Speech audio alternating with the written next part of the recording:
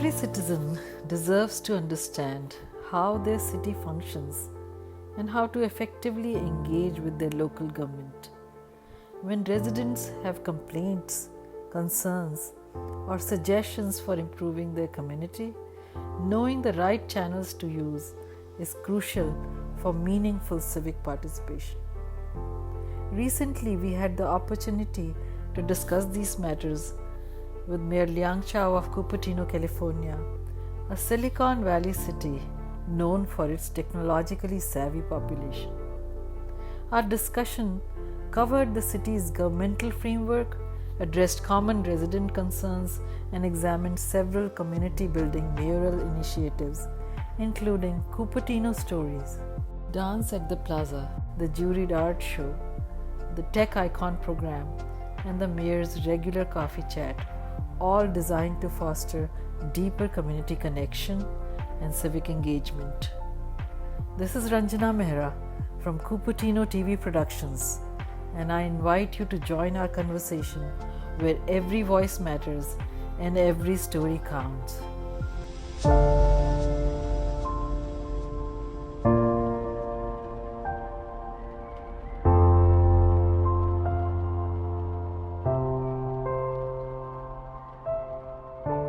Welcome, Mayor Chao. Thank you for taking the time out to come here and talk to us. Sure, it's my honor to come here, and thank you for taking the time to interview. And really great to work with Cupertino TV Productions team. Thank you. So let's begin from the structure of the city government. What is the structure of the city government? How are the mayor and city council members elected? And what are the commissions all about? How long is your term? Yeah, I find it's funny that many people know how the federal government works, but they don't know how the local school district or city government works. So in our area, the school district and city are separate entities. The area like Cupertino Union School District, they include a portion of 4 or 5 cities. Although Cupertino is entirely inside Cupertino Union, we are about 40% of the Cupertino Union School District, and are elected by the registered voters every 2 years. But most of the school board and city council like ours has only 5 members. So every 2 years we would elect 2 members, another 2 years we elect 3 members. So the term is staggered. So each term is 4 years. And in Cupertino we have a term limit. So anyone elected can serve 2 consecutive terms.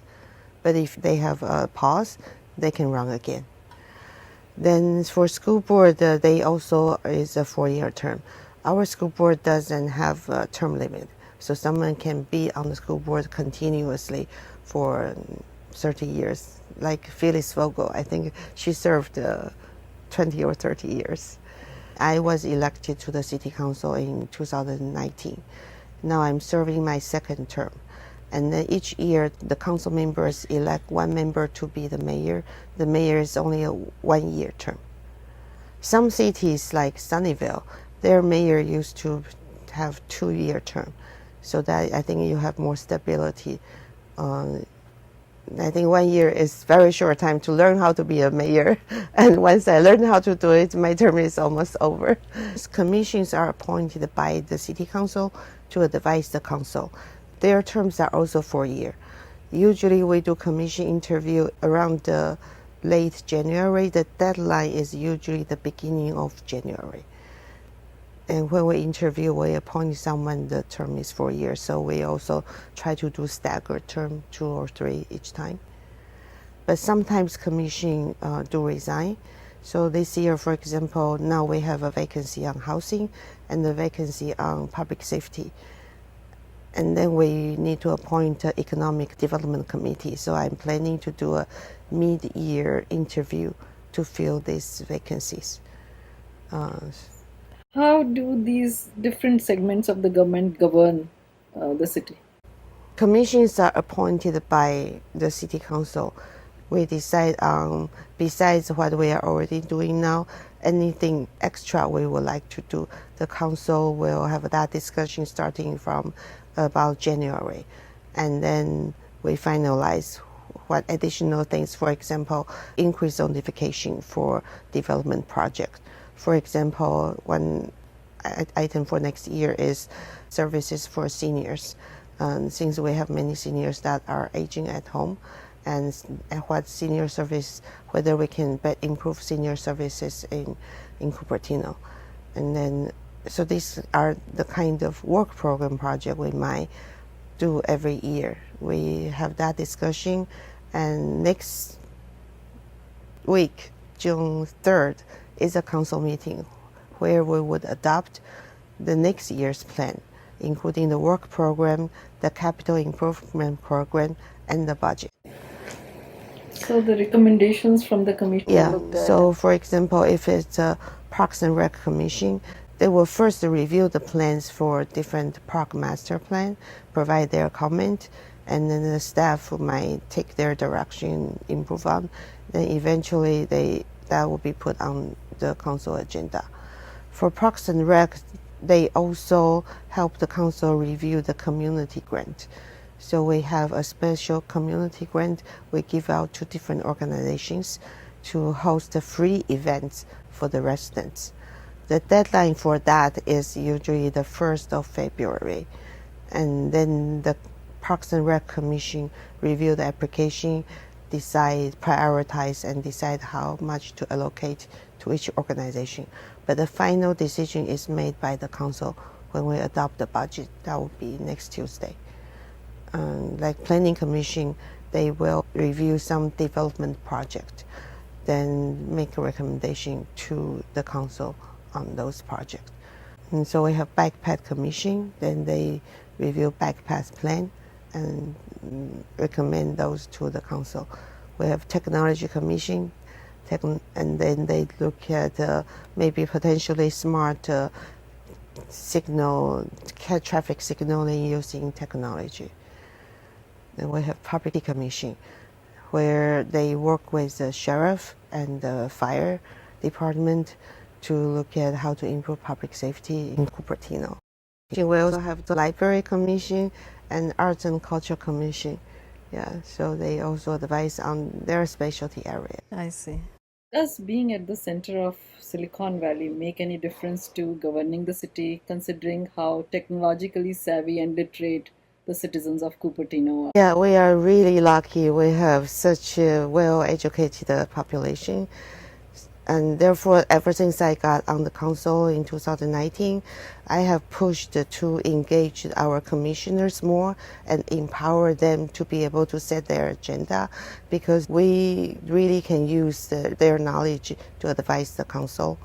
And also this year, I'm trying to reintroduce the name tags for the commissioners so that they can go out to the different events. So they are our eyes and ears for the council. Then that way, any decision they make will come from the citizens' voices, and then they can help guide us to better hear our well-informed citizens. For specific things, the city staff does conduct surveys. And there is a survey page where you can subscribe to them. For example, recently they conducted a survey on active transportation plan. And last year they conducted a survey on Memorial Park Master Plan. And this year there is an electrification study. And they also go out to the different festivals to have a booth. People can vote on the features they like in the park, put a dot on the board, things like that. And the city also uses different social media channels to promote any of these study or ethnicity events. However, I do think the city did not take full advantage of the vast technology we have, because people do subscribe to different social media channels. Often we hear people say, how come they didn't hear about this or that? So I hope that there are companies who can help collect information, email and telephone of a certain area, and then we can use that technology to reach out people multiple different ways. The city does have an e-notification system. If you get on most any page about the project, there is a place you can subscribe to get notified through email about the project. And you can sign up to email notification for mayor's chat. So the next mayor's chat, you will be able to know the location and time. So you can try, for example, Google mayor's chat, and then you will see there is a place where you can subscribe for future mayor's chat. If you go to active transportation plan, then there would be a place to subscribe for update. This year we are bringing back the hybrid commission meeting. Council meeting has always been hybrid, so this would allow them to be able to stay engaged. This is something I think maybe unique to Cupertino because people are used to technology. I see. Is there a master urban plan for Cupertino that manages sameness of looks and facades, keeping in mind, of course, safety and consistency? Actually, every city is required to have a general plan. And some cities call it a comprehensive plan. This plan does define which area of the city you can build, how tall, and then what the streetscape should look like. So that, and also for specific areas, there might be specific plan. For example, we have a North Dianza specific plan, and then for Stevens Creek, we have Heart of the City specific plan. That plan is trying to make sure that any redevelopment would put a retail frontage along Stevens Creek. So we would be able to walk down Stevens Creek and shopping. So the plan has a safety element. It has a mobility element. And it has element on the different city infrastructure. Yeah. And is the plan revised from time to time? Yeah, and it's revised. When we update the housing element last year, housing element is part of that general plan. So as part of that, we will update the housing element, also mobility.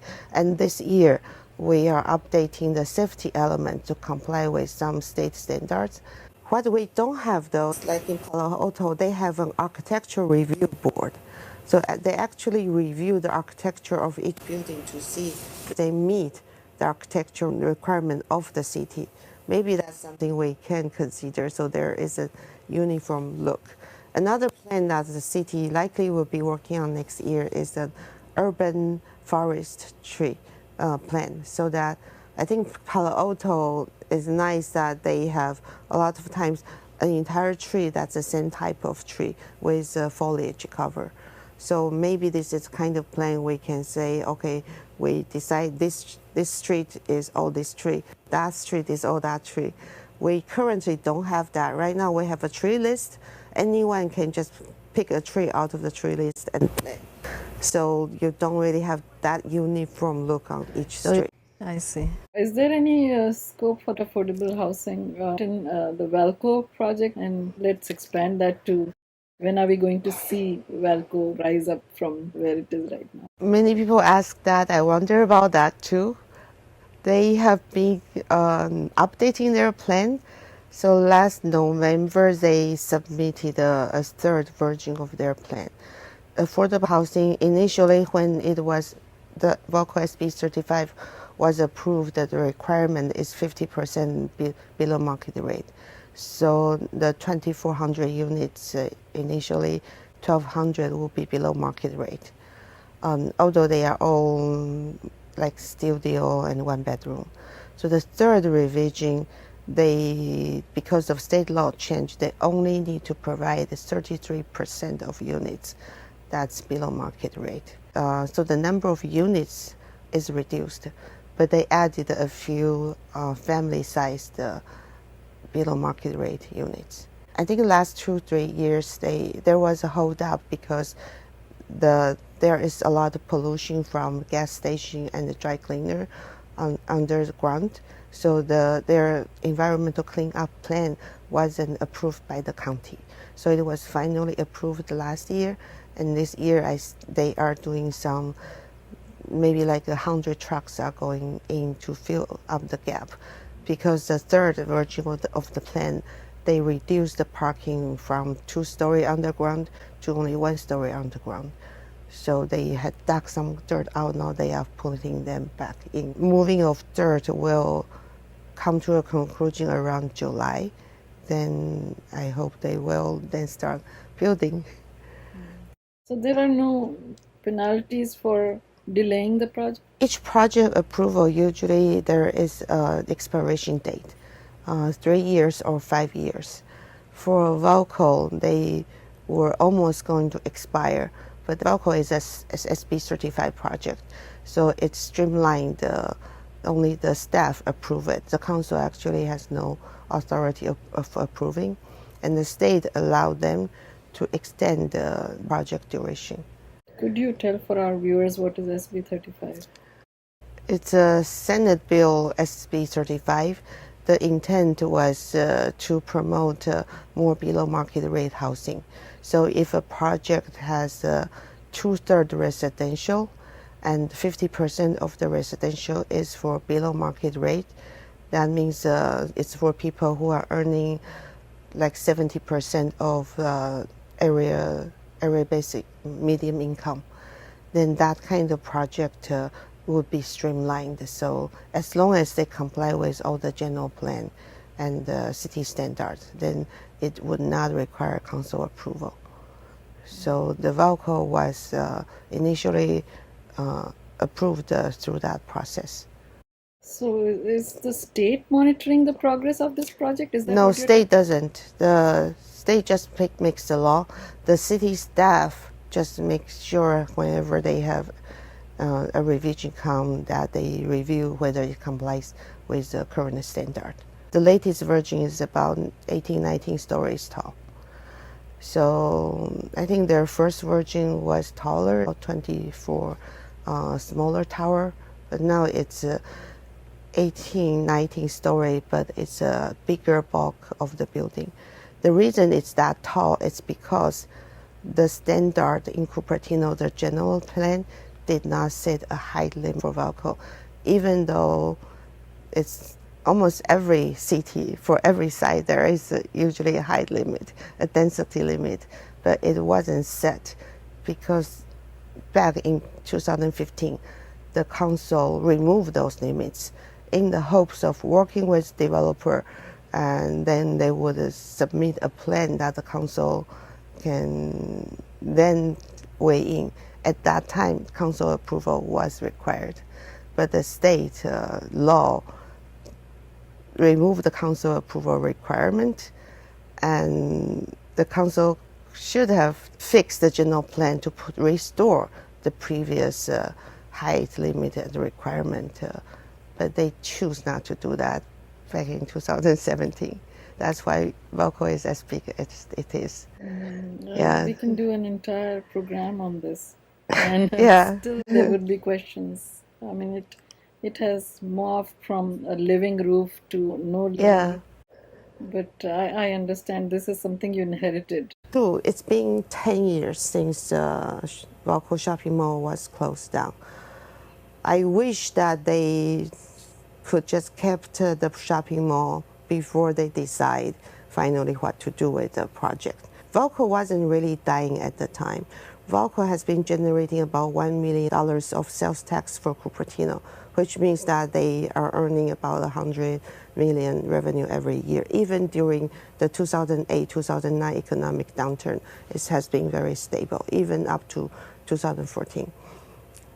Many shops there were there 20, 30 years, and they saw Cupertino residents grow up from little kids coming to their store to an adult. So it's very unfortunate that it was closed down. We do hope that project will be successful. It's still a lot of units that will be packed. I hope to see that moving forward. Yeah. There is a big behemoth of a company, Apple, in Cupertino. There is Google, and Google gives a lot of perks to Mountain View. They run free buses in Mountain View. Does Apple have any perks for Cupertino? That's a very common question people ask. Apple and Google, they have very different style. They don't even give discount to schools when they purchase Apple product. They do give us, for example, in 2019, we were able to get about $9 million funding from Apple for bike path projects. So they want their money to be spent to support project that they really believe in. And so this year we are reaching out to Apple again to potentially get another grant. Yeah, so that's their style. And also they feel like they are a more global company. So their investment is focused on the more global impact. I see. May I ask what is the grant that you're seeking for? We are trying to get the I-280 interchange program. We have a funding gap of about $4 million. And because if we don't fill up the gap, the existing grant we already have from the federal government and the state, we might lose them. So that's something we are trying to see if Apple would be able to help. What do you get most complaints about from residents? I think most for development project is how come we didn't hear about it earlier? I think the city sends out notice either by mail or by through other channel, but somehow we just can't reach out to everyone, and especially those that are impacted. We usually notify 300 feet within the project, but that's not sufficient. So one of the things that we are looking at in next year is to look at how we can improve the notification process for project. For example, some other city require a community meeting before a project is submitted or move forward to next stage. So that's something we might be looking at, or maybe a wider notification radius. But wider notification also means more dollar to do that notification. So yeah, so we need to look at that. And I think some other complaint is once a project is approved, it gets amended unavoidably. Developer needs to amend that because of fiscal challenges. But people don't get notified when a project they participated in got changed. So if we can improve process also for any amendments. Yeah. One complaint that I heard from some residents is that city people came and nailed some metallic signs to city trees. It could have damaged trees, perhaps did. Where should people go when they have complaints like this?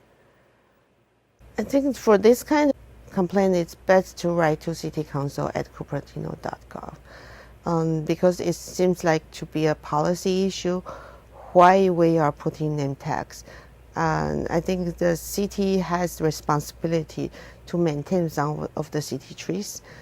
Maybe they would like to make sure that people know this is city tree, don't do anything on that, so that the tree is not damaged. But a city always works with, they have expert, has arborist, so I'm sure that this kind of tag wouldn't be hurting the tree. Because tree is different from us, right?